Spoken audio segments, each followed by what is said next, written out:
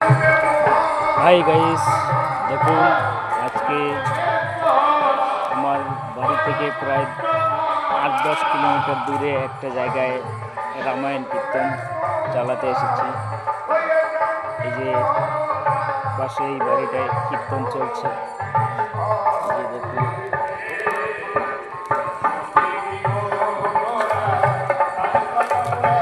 এই দেখুন, এই বাড়িতে কীর্তন চলছে।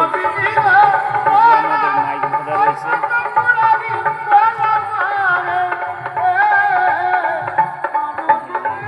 সবাই কীর্তন করছে, কীর্তনিয়ারা দেখুন, দেখুন কীর্তন চলছে। আমাদের ইন্দ্রবাবু বেশ বসে কীর্তন চালাচ্ছে, কীর্তন চলছে, পাশে খাওয়া দাওয়া চলছে। ওরে